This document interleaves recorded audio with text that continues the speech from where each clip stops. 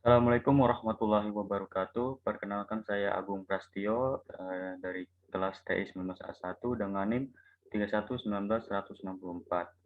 Di sini saya akan mereview materi dari pertemuan pertama sampai pertemuan ketujuh data mining dengan dosen pengampu Pak Abdul Halim Ansor Skom Mkom.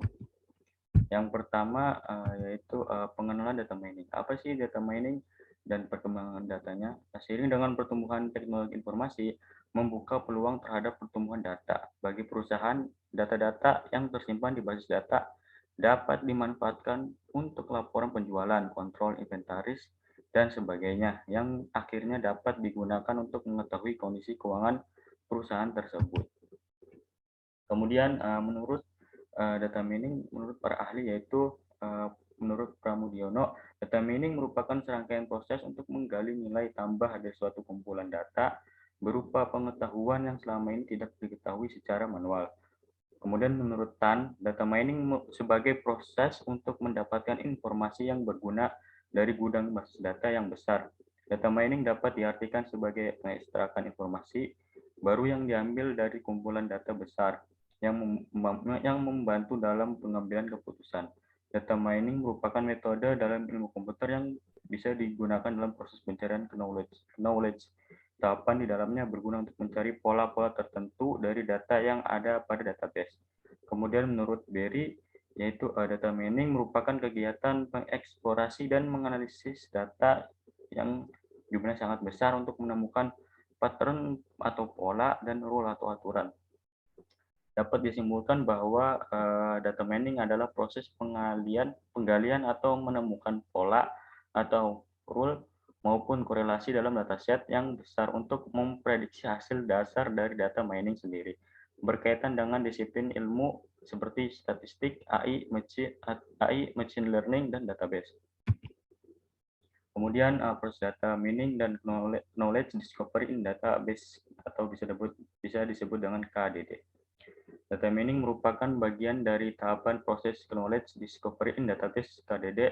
Dengan data mining, kita bisa melaksanakan pengklasifikasian, memprediksi, memperkirakan, serta memperoleh data lain yang berguna dari kumpulan informasi dalam jumlah yang besar. Proses KDD secara garis besar dapat dibagikan sebagai berikut ini, yaitu pertama data selection, yaitu pemilihan data dari semua data operasional perlu dilakukan sebelum tahapan penggalian informasi dalam KDD dimulai. Kemudian yang kedua ada pre-processing atau cleaning. Proses ini mencakup antara lain membuang duplikasi data, memeriksa data yang inkonsisten, dan memperbaiki kesalahan pada data. Yang ketiga ada transformation, adalah proses transformasi pada data yang telah dipilih sehingga data tersebut sesuai dengan proses data mining. Yang keempat, data mining adalah proses pencari pola atau informasi menarik dalam data yang terpilih dengan menggunakan teknik tertentu. Yang kelima yaitu ada interpretation, yaitu pola informasi yang dihasilkan dari proses data mining perlu ditampilkan dalam bentuk yang mudah dimengerti oleh pihak yang berkepentingan. Berikut ini adalah 6 fase cross industry standard processing for data mining, yaitu ada fase pemahaman bisnis atau business understanding, kemudian ada fase pemahaman data, kemudian ada fase pengolahan data, kemudian ada fase pemodelan data, kemudian ada fase evaluasi, kemudian ada fase penyebaran. Kemudian pengelompokan data mining menjadi beberapa kelompok berdasarkan tugas, yaitu ada deskripsi, estimasi, prediksi, dan klasifikasi, serta pengklasteran dan asosiasi. Nah, deskripsi adalah penelitian atau analisis secara sederhana ingin mencoba mencari cara untuk menggambarkan pola yang terdapat dalam data. Kemudian estimasi hampir sama dengan klasifikasi, kecuali variabel target estimasi lebih ke arah numerik daripada ke arah kategori. Kemudian sama prediksi juga, kecuali bahwa dalam prediksi nilai dari hasil akan ada di masa mendatang. Klasifikasi dalam klasifikasi terdapat target variabel kategori. Serta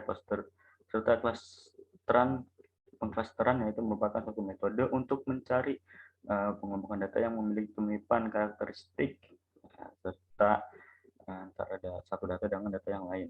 Kemudian ada asosiasi, yaitu dalam data mining adalah menemukan atribut yang muncul dalam suatu waktu.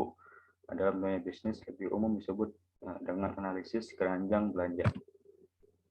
Kemudian ada pengelompokan data mining lanjutan. Tantangan dalam data mining yaitu ada scalability, yaitu besarnya ukuran basis data yang digunakan. Kedua ada dimensionality, yaitu banyaknya jumlah atribut dalam data yang akan diproses. Yang ketiga ada kompleks dan heterogeneous data, yaitu data yang kompleks dan mempunyai variasi yang beragam. Kemudian ada data quality, kemudian ada data ownership dan distribution, yang memiliki data bagaimana distribusinya, dan preservation yaitu menjaga kerahasiaan data yang diterapkan pada data nasabah bank. Yang terakhir ada streaming data, yaitu aliran data itu sendiri. Kemudian data, apa sih definisi data? Atau himpunan data atau dataset merupakan kumpulan dari objek atau atribut, merupakan karakteristik atau sifat dari suatu objek. Contohnya adalah warna atau seseorang, suhu, dan lainnya. Atribut juga dikenal sebagai variabel, karakteristik, atau fitur. Nilai-nilai atribut adalah angka atau simbol yang memberi nilai pada atribut tersebut. Tipe dari suatu atribut tergantung pada sifat yang dimiliki berikut ini, yaitu ada pembeda, ada urutan, ada penjualan, ada perkalian. Kemudian berdasarkan tipe nilai yang diterima domainnya, atribut dapat dibedakan menjadi dua, yaitu atribut kategorikal dan atribut numerik. Atribut kategorikal adalah salah satu tipe yang domainnya merupakan simbol himpunan berhingga. Contohnya yaitu jenis kelamin, di mana domainnya jenis kelaminnya sama dengan L dan P.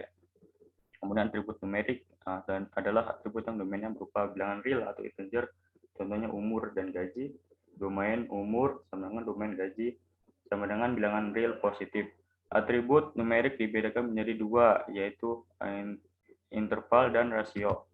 Atribut berdasarkan jumlah nilainya dibedakan menjadi dua, yaitu atribut discrete dan atribut continue, di mana atribut discrete yaitu menggunakan sebuah himpunan nilai berhingga, dan himpunan nilai tidak berhingga mendapatkan tak yang dapat dihitung. Kemudian atribut continue yaitu atribut yang menggunakan bilangan real sebagai nilai atributnya. Ini adalah contohnya. Kemudian ada data lanjutan yaitu adalah pengolahan data awal atau pre-processing data. Dalam KKD mengalami beberapa proses pengolahan, pengolahan awal dan penarikan sampling, pengolahan dimensi, pemilihan fitur, pembuatan fitur, penelitian dan pembenaran, dan transformasi atribut. Pengumpulan aggregation adalah proses pengombinasian dua atau lebih atribut atau objek-objek ke dalam satu atribut tunggal, atau objek tujuannya untuk mendapatkan dataset yang dapat diolah dengan cepat dan menghasilkan kesimpulan yang tepat. Kemudian review dataset, yaitu bidang ilmu dalam data mining itu ada pattern recognition, kemudian machine learning, statistik, kemudian computing algorithm, kemudian database teknologi. Peran utama data mining menurut Laurence yaitu ada estimasi, forecasting, klasifikasi, clustering, dan asosiasi. Tipe data yaitu pada gambar ini ada data dibagi menjadi dua, mensur dan counting. Kemudian tipe data numerik dibagi menjadi dua, yaitu ratio dan interval. Kemudian kategorikal dibagi lagi menjadi dua, yaitu ordinal dan nominal. Begitu tipe-tipe data rasio mutlak, interval, ordinal, dan nominal. Contohnya rasio ada umur, berat badan, tinggi badan. Kalau interval itu contohnya suhu dan umur, ya, data yang diperoleh dengan cara pengukuran di mana jarak titik pada skala sudah diketahui. Kemudian ordinal, data yang diperoleh dengan cara kategorisasi atau klasifikasi. Contohnya tingkat kepuasan pelanggan, puas, sedang, atau tidak puas. Nominal, data yang diperoleh dengan cara kategorisasi atau klasifikasi. Contohnya kode pos, jenis kelamin, dan nama. Kemudian ada autonomous drive. Itu autonomous drive merupakan salah satu contoh pengembangan teknologi yang sudah ada. Ini membuat sebuah mobil mampu melihat dan merasakan lingkungan sekitar serta menjalankan dirinya sendiri secara benar dan aman dengan sedikit atau tanpa kontrol oleh pengemudi. Kemudian teknologi autonomous drive dibentuk dengan menanamkan kecerdasan buatan atau artificial intelligence AI atau AI ke dalam mobil.